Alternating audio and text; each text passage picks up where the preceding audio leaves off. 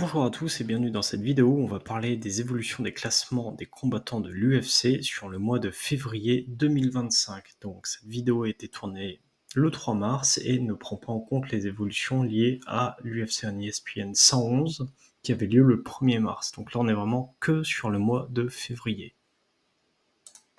Petit rappel, donc le mois de février, il a été extrêmement actif côté UFC. UFC, c'est 4 galas, donc c'est un gala toutes les semaines, un numéroté, 3 Fight Night. Incroyable, donc c'est pour ça que l'UFC c'est une top organisation, parce que c'est une organisation qui va bouger tous les week-ends, toutes les semaines, sur plusieurs mois de l'année, et c'est hyper intéressant à suivre. On va commencer par regarder les évolutions des classements. Début février 2025, donc on a 5 Français qui sont bien classés dans les top 15. On a Fioro et Egan qui sont deuxième de leur KT. On a Imavov qui est 5e de sa KT.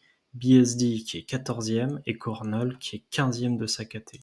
Et donc fin février 2025, 3 grosses évolutions à noter. Donc les bonnes, c'est Imavov qui va gagner 4 places et qui est maintenant numéro 1 chez les middle. On a Cornell qui est passé 13e chez les bantam et qui a gagné 2 places. Et malheureusement, il y a la perte d'une place pour Benoît Saint-Denis.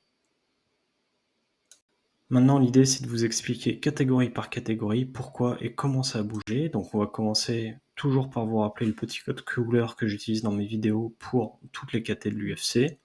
Il y a 2 catégories qui vont ne pas bouger, donc c'est les mi-moyens et les mouches, parce qu'il n'y a pas eu de combat durant cette période et aucun événement n'a permis au panel responsable du classement de faire évoluer ces catés.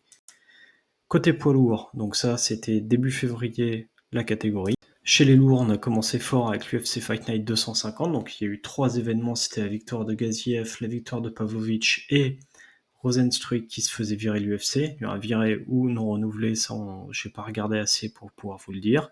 Et donc à la suite de cette UFC, le panel a fait toutes les modifications que vous voyez à l'écran. UFC 312, ils se sont dit ça va pas aller que de classement chez les lourds, donc ils ont tout remanié en fonction des annonces de combat des uns et des autres. Et enfin, à l'UFC 251, on a eu la défaite de Miles et la victoire de Walkers. Donc Miles s'est fait sortir du top 15 et c'est Texera, la nouvelle future terreur des poids lourds, qui est rentrée en 15 avec sa série à 8-0. La catégorie des mi-lourds, le mois de février il a été assez calme pour eux, ça c'est l'état de la caté au début février. Le seul combat à noter, c'est la victoire de Manyfield lors de l'UFC 252, donc fin février, qui lui a permis de gagner une petite place au classement. Donc voici l'état de la KT fin février. Côté poids moyen, ça c'est une belle KT, ça a bougé tous les week-ends. Donc ça a commencé très fort, surtout pour le clan français avec la victoire de Nas, donc c'est ce qui lui a permis de gagner 3 places dès le début du mois. Et surtout, le deuxième point à noter, c'était la victoire de Page sur Magomedov. Donc Magomedov se fait sortir et le panel a quand même pas mal redistribué les cartes à l'intérieur de la KT. Arrive ensuite le UFC 312 avec le main event qui était DDP contre Strickland. Défaite de Strickland. Imavov remonte encore une place et c'est à ce moment-là qu'il passe numéro 1 de la KT. On a ensuite à l'UFC 251 la victoire de Cannonier, mais ça ne va pas bouger les lignes. Et enfin l'UFC 252 où la victoire d'Hernandez va faire un petit peu évoluer la catégorie. Et à noter surtout la rentrée de De Ridder en numéro 15. Chez les mi-moyens, donc c'est ce que j'ai annoncé au début de la vidéo, ça n'a pas bougé du tout sur le mois. Côté poids léger, une catégorie qu'on adore, donc début de mois très très calme. Le seul mouvement aura lieu à la suite de l'UFC 251 avec la victoire de Sadikov sur Bonfim. Bonfim avait malheureusement gagné contre Benoît Saint-Denis et donc le panel a dit Benoît Saint-Denis, comme tu as perdu face à Bonfim, on va te faire reculer d'une place au classement et c'est à cause de ça qu'il est passé numéro 15 de la KT. Côté plume, voici à l'écran l'état de la catégorie début février 2025. Le seul combat qui a eu un impact sur le mois, donc c'est la victoire de Zalal sur Qatar. Donc non à l'UFC, on n'inverse pas les places en cas de victoire. Pourquoi ? Parce que dans ce cas-là, Qatar, il était 10. Zalal, il n'allait pas rentrer dans les 8-9. Il ne pouvait pas rentrer 10 ou 11 parce que les deux, c'est des trop gros clients. Et c'est pour ça que le panel l'a fait rentrer en numéro 12. Qatar, lui, il a perdu 4 places. Et on a Barbosa qui est out de la catégorie. Chez les Coqs, ce que vous voyez à l'écran, c'est la catégorie au début février. À noter, donc, premier événement qui a eu un impact, c'est l'UFC 251 avec la victoire de Smith sur Morales.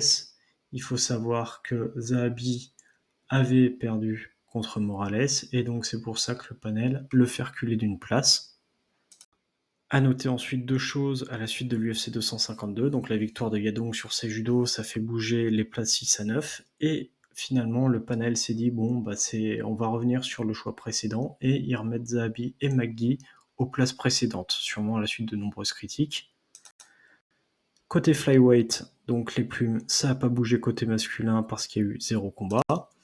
On arrive ensuite chez les coqs féminines, donc chez les coqs féminines, ça c'est la catégorie au début février. On a le panel qui avait sous-évalué ou sous-estimé l'impact du classement de la victoire de Perez. Donc ils ont décidé de lui faire gagner 4 places à la suite de l'UFC Fight Night 250, alors qu'elle n'y a pas combattu. Ça peut arriver, des fois le panel se dit j'ai peut-être pas assez bien noté ce combattant avec le contexte, et donc ils n'hésitent pas à revenir sur leur décision, et c'est pour ça que vous avez ce genre d'évolution à la suite de certaines UFC, c'est parce que le panel décide de dire finalement on s'est peut-être trompé. Et c'est ça qui permet à l'UFC s'ils sont capables d'avoir ce recul et de se dire on s'est peut-être trompé. Ensuite, à l'UFC 251, on a eu la victoire de Cavalcanti, ce qui lui permet de gagner 2 places au classement. Ça fait bouger un petit peu les fonds de classe, et c'est grâce à ça que Nora Corol prend 2 places. Et on peut voir aussi que le panel décide de faire reculer Perez d'une place parce qu'ils se sont finalement dit que la faire monter de 4 places c'était un peu trop généreux et que 3 c'était très bien. Et enfin, dernier point, c'est à la suite de l'UFC 252, Julia Avila, elle est out de l'UFC, et donc c'est Edwards qui prend sa place. Puis ensuite, la catégorie préférée des poids plumes côté femmes, parce qu'il y a Manon Fiorot qui est deuxième de la KT. Ça a commencé avec l'UFC 250, donc c'est la victoire de Jassu Davicius sur Silva. Alors attention, chez les filles dans cette catégorie, elles sont 3 à s'appeler Silva, donc vous trompez pas, 4 à s'appeler Silva, donc vous trompez pas entre Natalia, Karine, Ariane et Maria. Et donc malgré la défaite de Silva, donc elle passe 15e de la KT, c'est Minara et Ribas qui sont out, et donc tout le monde gagne plein de places dans cette catégorie. À noter également UFC 252, pas de combat, mais le panel a décidé que Maverick avait le niveau pour être 12e ex aequo et non 13e. Donc ça, j'ai pas compris leur choix, mais c'est comme ça. Et enfin, la dernière catégorie, c'est l'estro chez les femmes. Donc l'estro, c'est les poids plumes. Ça, c'est l'état de la KT début février. On a le combat qui était en main event de Zhang contre Suarez, donc avec la victoire de Zhang qui roule totalement sur la catégorie. Donc c'est Xiaonan qui va passer première de la KT. Et enfin, le deuxième gala qui a un impact, c'est l'UFC 251 avec la victoire d'Angela Hill. Il n'y a pas d'évolution de classement à part l'amélioration du record de la combattante. Voilà, c'est tout pour le mois de février 2025. J'espère que cette vidéo vous a permis de mieux comprendre les évolutions des classements des combattants de l'UFC et qu'elle vous a plu. Je vous souhaite à tous une très belle journée.